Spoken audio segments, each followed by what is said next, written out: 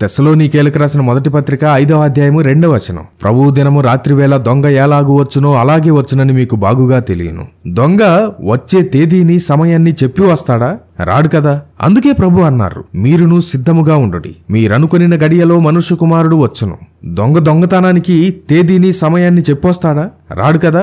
అందుకే ప్రభు అన్నారు మత్తయి సువార్త 24వ అధ్యాయము 44వ వచనం, మీరును సిద్ధముగా ఉండుడి, మీరనుకొనని గడియలో మనుష్య కుమారుడు వచ్చును. దేవుడు ఆ తేదీని రహస్యంగా ఉంచడానికి కారణం మనం ప్రతిరోజు ప్రతి గడియ సిద్ధంగా మెలకువగా ఉండాలని.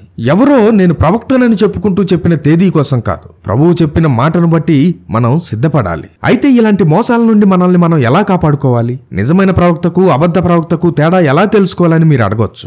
దేవుని వాక్యమే మనకు కొన్ని పరీక్షలను ఇచ్చింది. మొదటిగా ప్రవచన పరీక్ష, ప్రాఫెసీని టెస్ట్ చేయాలి. ఒకరు చెప్పిన ప్రవచనం నెరవేరకపోతే అతను దేవుని ద్వారా పంపబడిన వాడు కాదు. ఇది చాలా సులువైన పరీక్ష.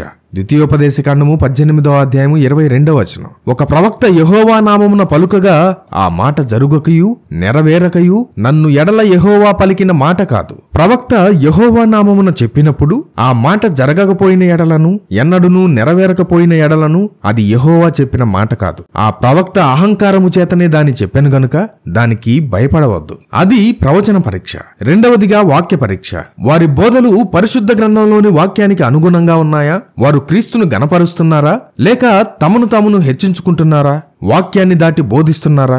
ఇది పరీక్షించాలి. యెషయా గ్రంథము 8వ అధ్యాయం 20వ వచనం, ధర్మశాస్త్రమును ప్రమాణ వాక్యమును విచారించుడి, ఈ వాక్య ప్రకారము వారు బోధించని ఎడల వారికి అరుణోదయము కలుగదు. ఈ వాక్యం ఆ దొంగ బోధలకు తెలుసు, ఈ వచనం ఆ దొంగలకు కూడా తెలుసు.